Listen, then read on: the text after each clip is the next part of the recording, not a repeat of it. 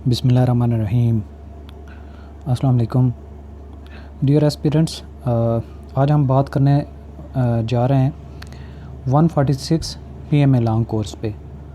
जैसा कि आप लोगों को अगर आइडिया हो तो PMA लॉन्ग कोर्स की वैकेंसीज़ जो कि ISSB के थ्रू फ़ाइनल सिलेक्शन होती है पाकिस्तान आर्मी के ऑफिसर्स की, और इस हर कोर्स को जिससे ऑफ़िसर सेलेक्ट होते हैं उनको PMA लॉन्ग कोर्स कहते हैं। पाकिस्तान आर्मी जो है ये साल में 2 दफ़ा अनाउंस करती है जॉब्स कमीशन ऑफ़िसर के लिए, और इसमें नॉर्मली जो कंडीशंस होंगी वो हर कोर्स के लिए यही अप्लाई होती हैं। तो आपको वरी होने के लिए और आपके जितने भी, अगर आप एलिजिबिलिटी आपकी क्राइटेरिया पूरा है तो आपको कोई भी परेशानी की ज़रूरत नहीं है। अगर आपको कोई क्वेश्चन हो तो हम उस पर आपको मज़ीद डिटेल्स प्रोवाइड कर देंगे। कोशिश करेंगे कि इस सेशन में आपके जितने सवालात हैं हम उनको एड्रेस करें। और पाकिस्तान आर्मी जो कि एक फ़ख्र है पाकिस्तान के लिए, और कोई भी जो इसकी एलिजिबिलिटी पूरी कर पाता है तो उसका ये ख्वाब होता है कि इस सर्विस को ज्वाइन करे। तो इसकी लास्ट डेट सबसे पहले 146 PMA लॉन्ग कोर्स की 8 मई 2020 है। तो उससे पहले आपने अप्लाई करना होगा। उसकी एलिजिबिलिटी देखी जाएगी 1 नवंबर 2020 को, यानी कि जब आपने अपनी एज कैलकुलेट करनी है तो आपने ये कंसिडर करना है कि आप 1 नवंबर तक पहुंच चुके हैं, और फिर आपने देखना है कि ये आपकी कंडीशंस पूरी होती हैं या कहीं पे आपको इशू आ रहा है। सबसे पहले इंटरमीडिएट होना लाजमी है या उसके इक्वल, जो कि इंटरमीडिएट के यानी कि O लेवल हो तो इंटर के बराबर होता है। तो उसकी एज लिमिट 17 साल से लेके 22 साल तक होगी, और इसमें रिलैक्सेशन है 3 महीने की, यानी कि 17 साल से अगर 3 महीने कम है तो भी अप्लाई कर सकते हैं। 22 साल से 3 महीने ऊपर हो रही है तो भी आपको कोई इशू नहीं है, 3 महीने की रिलैक्सेशन है। सेकंड नंबर पे अगर किसी ने ग्रेजुएशन किया हुआ है या सर्विंग है पाकिस्तान नेवी में, पाकिस्तान एयरफोर्स में पर्सनल में, तो फिर उसकी एज लिमिट 17 से 23 साल होगी। और अगर आप ग्रेजुएट हैं और 4 ईयर आपने डिग्री की हुई है, BS हो या BA हो, BBA हो या BPA हो, तो आपकी एज लिमिट 17 से लेके 24 साल तक हो जाएगी, यानी कि रिलैक्सेशन मोर फॉर 1 ईयर। इसके अलावा सर्विंग आर्मी सोल्जर जो हैं, सिर्फ आर्मी सोल्जर है, पाकिस्तान एयरफोर्स या पाकिस्तान नेवी सोल्जर्स की बात नहीं है, सिर्फ आर्मी सोल्जर्स के लिए 17 से 25 साल तक। बाकी सर्विसेज जो हैं नेवी और एयरफोर्स, उनके अगर सर्विंग हैं तो उनके लिए 17 से 23 साल है, या फिर जो 2 साल का जिन्होंने ग्रेजुएशन किया उनके लिए भी 17 से 23 साल है। ये तो हो गया एज का क्राइटेरिया, और आपने 1 नवंबर को देखना है। और नेक्स्ट क्वेश्चन आता है कि मेल फीमेल अप्लाई कर सकते हैं या नहीं। तो जेंडर में सिर्फ मेल ही अप्लाई कर सकते हैं, ना फीमेल ना शीमेल, कोई भी बाकी नहीं अप्लाई कर सकता, सिर्फ मेल अप्लाई कर सकते हैं। अगर शादी का स्टेटस हो, अगर कोई मैरिड है तो फिर उसके लिए क्या रिलैक्सेशन है या क्या कंडीशंस हैं। अगर सिविलियन हैं आप, टोटली आप स्टूडेंट्स के बाद यानी कि एजुकेशन के बाद आप जॉब ज्वाइन करना चाह रहे हैं तो फिर आपका अनमैरिड होना ज़रूरी है। अगर कोई सर्विंग है और उसकी 20 साल से एज ऊपर है तो वो मैरिड भी है तो अप्लाई कर सकता है। नेशनैलिटी पाकिस्तान का सिटीज़न होना चाहिए, गिलगित बल्तिस्तान या आज़ाद कश्मीर का उनके पास डोमिसाइल होना चाहिए, और अगर किसी के पास 2 शहरियत है तो सिलेक्शन के बाद उसको 1 शहरियत जो है यानी कि फॉरनर वो सरेंडर करनी पड़ेगी, ख़त्म करवानी पड़ेगी। फ़िज़िकल स्टैंडर्ड मिनिमम जो है वो 5 फुट 4 इंच, जो कि CMs में यानी कि सेंटीमीटर्स में 162.5 सेंटीमीटर बनता है, और वेट जो है जितनी आपकी हाइट होगी उसके हिसाब से रिलैक्सेशन भी होती है, और BMI के ज़रिए वो देखा जाता है कि आप ओवरवेट तो नहीं हैं। एजुकेशन की बात की जाए तो marks in FA minimum 60% FA है या FSC है आपकी, उसमें होने चाहिए। सेकेंड नंबर पे candidates who secure 60% marks in BA BSc, यानी कि ग्रेजुएशन में आपके 60% मार्क्स थे लेकिन आपने जो है इंटर में वो 50% थे मार्क्स, तो भी आप एलिजिबल हैं। 50% से कम नहीं होने चाहिए। अच्छा, इसके बाद relaxation of marks FA FSC में, यानी कि अगर आपके 55% मार्क्स आ रहे हैं, 60% को नहीं टच कर रहे, for the candidate from specified areas of domicile, यानी कि जो बलूचिस्तान के हैं, फाटा के, गिलगित बल्तिस्तान के, district Neelum, Azad Jammu and Kashmir, district Kohistan, Chitral Dir, tehsil Balakot, Kaghan Naran of district Mansehra NKP के। इसके अलावा थरपारकर तहसील उमरकोट जो कि सिंध के एरियाज़ हैं।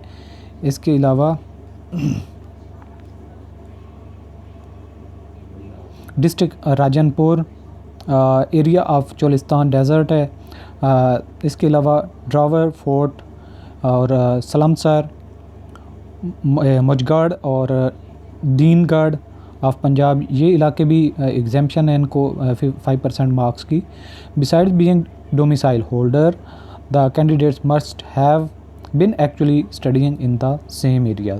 अगर आपका वहाँ का डोमिसाइल है और आपने स्टडी इस्लामाबाद में रह के की है तो फिर आपकी एलिजिबिलिटी में 5% की जो मार्क्स की रिडक्शन की रिलैक्सेशन है वो नहीं होगी।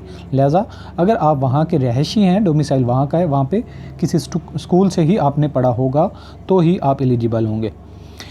सर्विंग आर्मी सोल्जर जो है उनके 50% FA या FSC या इक्विवेलेंट उनको अगर कोई सर्टिफिकेट मिलता है तो उसके बराबर उनके मार्क्स होंगे तो भी अप्लाई कर सकते हैं।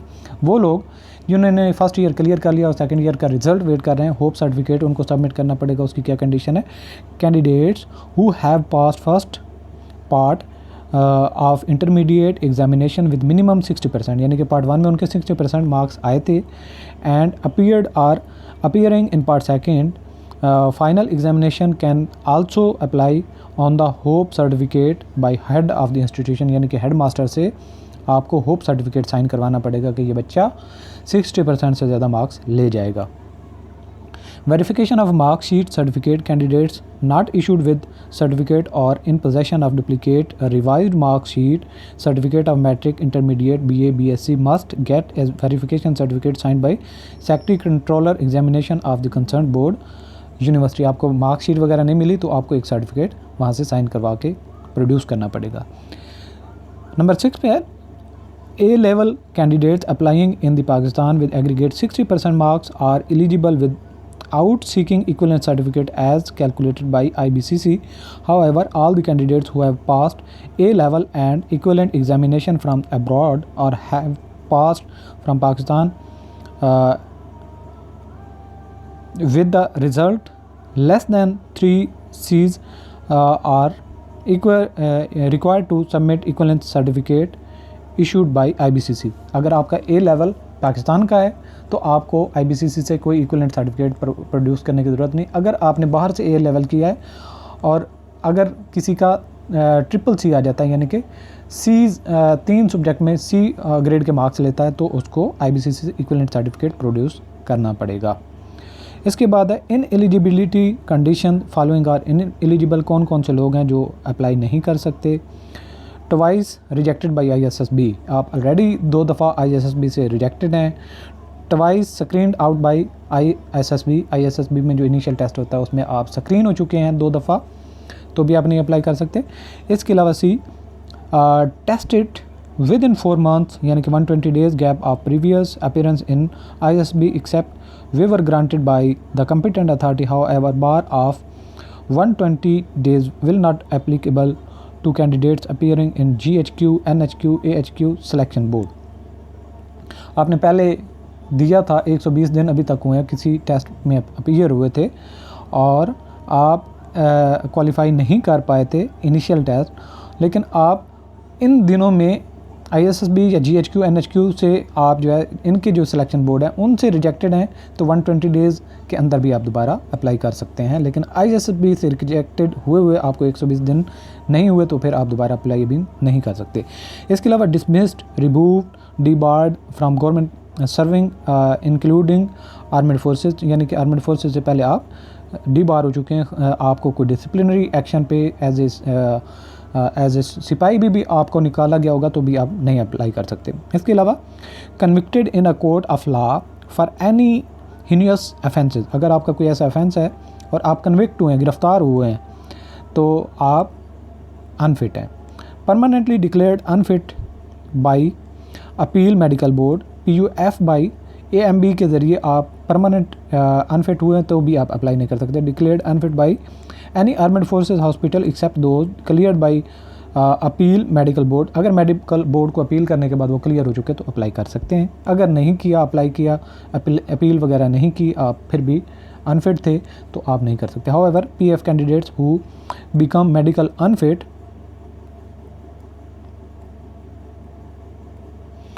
for flying but fit for ground branches can undergo routine medical examination as normal candidates if they are desirous to join the other armies। तो यहाँ पे ये कहा गया कि अगर कोई GDP के लिए फ़िट नहीं था और दोबारा उसने नॉर्मल मेडिकल जो कि ISB के लिए होता है, ग्राउंड सर्विसेज के लिए पाकिस्तान आर्मी की हो, पाकिस्तान नेवी की हो, पाकिस्तान एयरफोर्स की हो, तो आप उसमें एलिजिबल हैं। Declared medically unfit due to hepatitis B and C, अगर हेपेटाइटिस की वजह से अनफिट हुए हैं तो भी आप नहीं अप्लाई कर सकेंगे। इसके अलावा withdrawn from any bonded armed forces college institution on disciplinary ground, अगर आपने किसी आर्मी के इदारे को ज्वाइन किया था और डिसिप्लिनरी बेसिस पे आपको निकाला जा चुका है तो फिर भी आप अप्लाई नहीं कर सकते। विदड्रॉन, डिस्चार्ज, रिजाइंड और purchase of commission from any armed forces officer academy training institution on any ground, तो अगर किसी ने विदड्रॉ कर लिया था या डिस्चार्ज ले लिया था कमीशन लेने के बाद एकेडमी से तो भी वो दोबारा नहीं ज्वाइन कर सकते। इसके अलावा tampering of academic certificate, forgery, concealment to get undue advantage will render to applicant permanently ineligible for all types of commission in armed forces, अगर डॉक्यूमेंट्स में कहीं टेम्परामेंट की है, कोई चेंज की है या इस तरह का कोई ऑफेंस किया हुआ है तो भी आप एलिजिबल नहीं रहेंगे। तीसरे नंबर पर registration and preliminary selection procedure, कि आपका रजिस्ट्रेशन आपने किस तरीके से करवानी है और उसके अलावा आपने इनिशियल जो टेस्ट है जो जिसकी हम ऑफ़र अभी स्टार्ट में प्रिपरेशन भी कर रहे हैं, आप ज्वाइन भी कर सकते हैं हमें। और इसका तरीक़ाकार क्या होगा, candidates can either register through internet और by visiting army selection and recruitment centre AS&RCs, following procedure will be adopted, आप घर बैठे ऑनलाइन अप्लाई कर सकते हैं। अगर नहीं कर सकते, इंटरनेट में आपकी कमांड नहीं है, आपके पास इंटरनेट को एक्सेस नहीं है या यूज़ करना नहीं आता, तो आप वरी नहीं हूँ, हम उस पर भी एक वीडियो बना देंगे कि आपने 1 बाय 1 किस तरीके से वेबसाइट को ओपन करना है, कहाँ पे कौन सी इन्फॉर्मेशन देना है, आप स्टेप बाय स्टेप हमें फॉलो करते जाएं तो हम आपको वो तरीका भी समझा देंगे। इसके अलावा रजिस्ट्रेशन थ्रू इंटरनेट किस तरीके से कर सकते हैं, a candidate can register on website www.joinpakarmy.gov.pk, date and time of test shall be intimated on internet for which an individual should have email account, तो आपका ईमेल अकाउंट पहले होना ज़रूरी है और जब आपका टेस्ट कंडक्ट होने की तारीख फाइनल होगी तो वो आपको ईमेल आ जाएगी कि फलां डेट को आपका टेस्ट है। Candidates will report on exact date and time given for preliminary test on computerised roll number slip, roll number slip जो आपको मिलेगी आएगी आपकी, उस पे टाइम और डेट लिखी होगी, उस टाइम आपको पहुंचना होगा सिलेक्शन बोर्ड में, सिलेक्शन सेंटर पे। Date once given will not be change, candidate will also bring along all documents mention in para 6 and will pay prospectus fee on the day of test, तो जिस दिन test होगा आपको फ़ी भी पे करनी पड़ेगी और आपने अपने डॉक्यूमेंट्स भी साथ लेके जाने जिनका जिक्र बाद में आएगा। Candidates must attain working knowledge of computer as registration and test will be conducted on computer, तो बेहतर है आप कंप्यूटर की ट्रेनिंग भी कर लें, इंशाल्लाह वो भी हम कंप्यूटर के हमारे कोर्सेज चल रहे हैं, हम जो हमारे जो होंगे ज्वाइन करने वाले हम उनको कंप्यूटर की बेसिक भी समझा देंगे, सिखा देंगे और ऑफिस वगैरह को यूज़ करना भी उनको उनके कोर्स में शामिल कर देंगे, तो आपको इस बारे में परेशान होने की ज़रूरत नहीं है, आप घर बैठे आप तैयारी कर पाएंगे।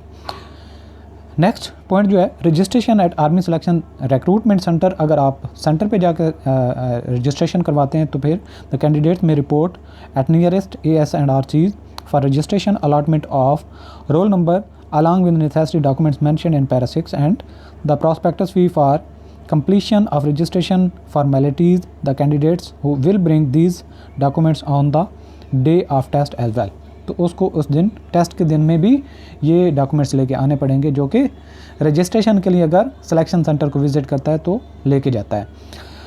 Schedule of registration, preliminary test registration and preliminary test will be held as per following schedule, तो रजिस्ट्रेशन जो है 6 अप्रैल से लेके 8 मई तक, ये PMA लॉन्ग कोर्स 146 की, अगर कोई बाद में देखने वाला इसको देखेगा तो वो अपनी अकॉर्डिंगली डेट देख ले, ये 146 PMA लॉन्ग कोर्स के लिए डेट दी गई है। तो जो इनिशियल टेस्ट होगा उसकी क्या है, due to prevailing health situation in country. Exam dates will be issued later on the website. Keep visiting website www.joinparkarmy.gov.pk for latest information.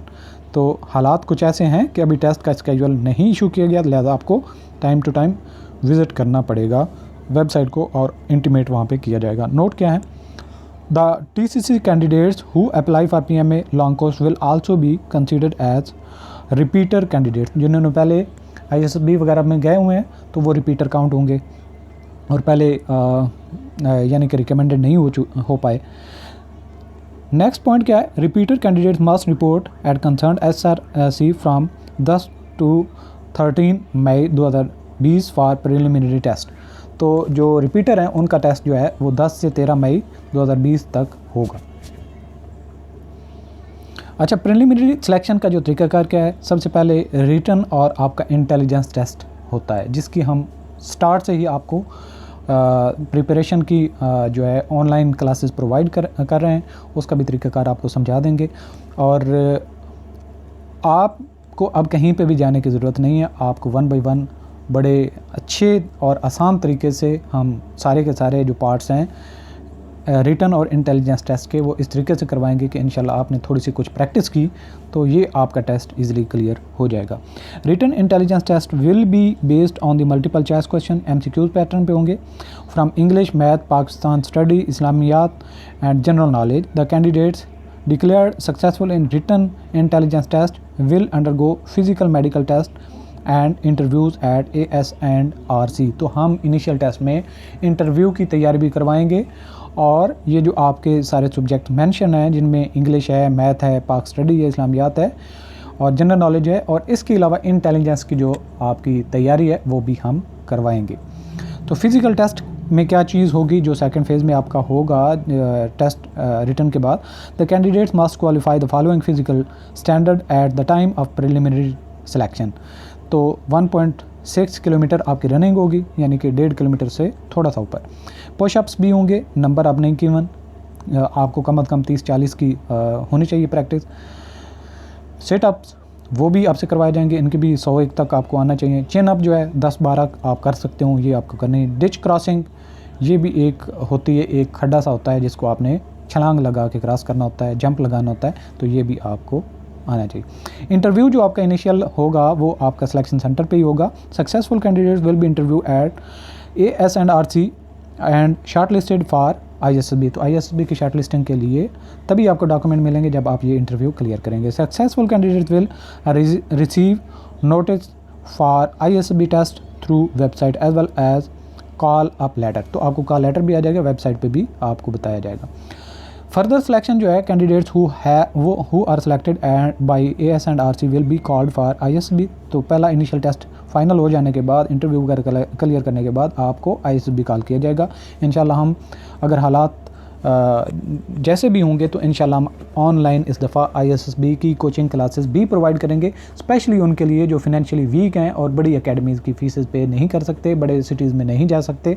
तो आप घर बैठे ही हम आपको इस तरीके से टिप्स एंड ट्रिक्स देंगे जिनको आप समझने के बाद इंशाल्लाह ये टेस्ट आप आसानी से क्लियर कर पाएंगे। Candidates who are selected by AS&RC will be called for ISSB medical examination of ISSB recommended candidates will be carried out at nearby CMH। तो जब ISSB से जब आप रिकमेंड हो जाएंगे तो आपको CMH में मेडिकल करवाना पड़ेगा। वैसे नॉर्मली छोटा सा मेडिकल जो होता है इनिशियली वो एक दफ़ा ISSB में भी होता है, लेकिन वो फाइनल मेडिकल नहीं होता। The final selection will be made at GHQ on the basis of candidates performance. तो फाइनल मेरिट लिस्ट GHQ में ही बनेगी आपकी सिलेक्शन के लिए। ट्रेनिंग पीरियड जो है PMA लॉन्ग कोर्स में वो 2 साल का होगा। डॉक्यूमेंट्स जो रिक्वायर्ड हैं AS&RC में, जो कि छठे पैराग्राफ की बात की गई थी, उसमें क्या क्या चाहिए, original certificate, detail marksheet of matric, FA/FSC equivalent. तो FA/FSC के जो मार्कशीट है जहाँ पे आपकी सब्जेक्ट की डिटेल लिखी होती है कि आपने इस सब्जेक्ट में इतने मार्क्स लिए, उसको मार्कशीट कहते हैं, वो आपने लेके जानी। इसके अलावा कंप्यूटराइज्ड NIC, आपने शनाख्ती कार्ड अगर आपके 18 साल से एज ऊपर हो चुकी है, और अगर नीचे है तो आपको फॉर्म B जो है, जिसको फॉर्म B कहते हैं इंग्लिश में, along with guardian computer national ID card आपको लेके जाना पड़ेगा। अगर आपकी एज लिमिट 18 साल से कम है तो आपको पेरेंट्स या आपका बड़ा भाई आपको लुक आफ्टर कर रहा है तो उसका CNSA आपको साथ लेके जाना पड़ेगा। 1 set of attested copies of above mentioned documents, तो ये जितने डॉक्यूमेंट्स ऊपर मेंशन किए कि इनकी एक अटेस्टेड कापीज़ का सेट भी लेके जाना है आपने। और मज़ीद क्या चीज़ें हैं, 3 passport size coloured photograph attested जो होने चाहिए फ्रंट एंड बैक से, वो आपने लेके जानी है। और ये फर्स्ट गजटेड ऑफिसर यानी कि 17 ग्रेड या उससे ऊपर के किसी अफसर से साइन आपने करवाने। ई जो है original as well as 1 photocopy of not recommended letter by ISSB are also required for the repeater candidates. अगर कोई रिपीटर है तो उसके पास नॉट रिकमेंडेड का लेटर भी जो है वो भी होना चाहिए।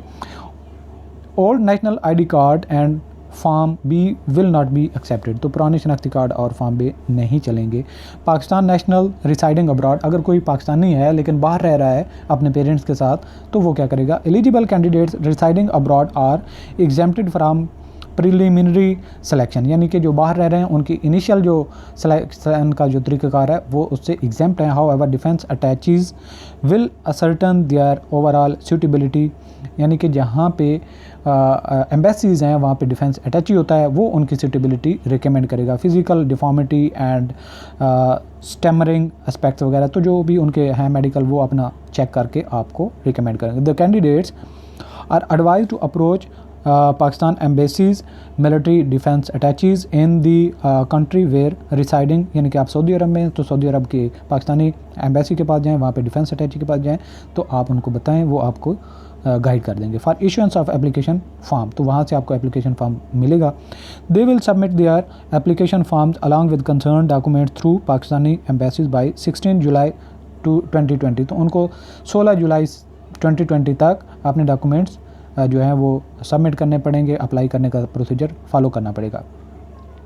A postal order of ₹100 and bank draft of ₹500 in the name of Director General Personnel Administration Directorate GHQ Rawalpindi will be attached with the application form, तो उनको ये एक बैंक ड्राफ्ट और जो एक पोस्टल ऑर्डर है ₹100 का वो अटैच करना पड़ेगा। Postal address in Pakistan should also be indicated in the application form so that call-up notices for ISSB test interviews and further correspondence to eligible candidates can be made on the given Pakistani address. No travelling allowance will be admissible for the travelling to and from Pakistan. तो आपने पाकिस्तान का भी address देना है जहाँ पे आपको ISSB के लिए कॉल लेटर वगैरह इशू किया जा सके, और आपको आने जाने का अगर टेस्ट के लिए आना पड़े तो आपको कोई पाकिस्तान की तरफ से या पाकिस्तान आर्मी की तरफ से कोई TADA वगैरह ना आने का ना जाने का, आपने अपने खर्चे पे अय्याशी करनी है। नोट क्या है, if selected candidates for current entry are more than the required induction, तो जितने चाहिए अफसर उनसे ज़्यादा हो जाएँ तो फिर क्या होता है, the left over candidate would be considered for next PM along course entry subject to fulfillment of eligibility condition, तो फिर उनकी जो अगर कंडीशन पूरी होती होंगी, जो मेरिट में लो होंगे, उनको नेक्स्ट PMA की जो एंट्री होगी उसमें कॉल किया जाएगा। फॉर फर्दर डिटेल विजिट आप कर सकते हैं www.joinpakarmi.gov.pk, और हमारी वेबसाइट आप विज़िट कर सकते हैं तैयारी के लिए, ऑनलाइन क्लासेस के लिए www.howardacademy, और स्पेलिंग इसके हैं HARWORDACADEMY। दोबारा बोलता हूँ, हार्वर्ड अकेडमी HARWORDACADEMY.com। तो आपको हम ऑनलाइन अपनी वेबसाइट के ज़रिए तैयारी करवाएंगे। आपको किसी स्पेसिफ़िक टाइम ऑनलाइन होना ज़रूरी नहीं है, हम हर एक टॉपिक के लेक्चर्स इतने कम्प्रिहेंसिव बना के वेबसाइट पर डालेंगे और आपको ID और पासवर्ड मिल जाएगा आफ्टर फी सबमिशन, और फिर आप किसी भी टाइम हमारे जो लेक्चर्स हैं उनको एक्सेस कर सकते हैं। तो आप ज़रूर हमें ज्वाइन करें और फ़ायदा उठा सकते हैं ये ऑनलाइन अपॉर्चुनिटी का। तो ये एड्रेस है वेबसाइट का, जो गवर्नमेंट जो क्रॉसपॉन्डेंस होगी तो ये भी आप नोट कर सकते हैं। तो उम्मीद करता हूँ आपके सारे सवालों के जवाब मिल चुके होंगे, और अगर आपका मज़ीद कोई क्वेश्चन हो तो आप हमें सेल फ़ोन पे भी कांटेक्ट कर सकते हैं, और नंबर है हमारा 033357062226। खुदा हाफ़िज़।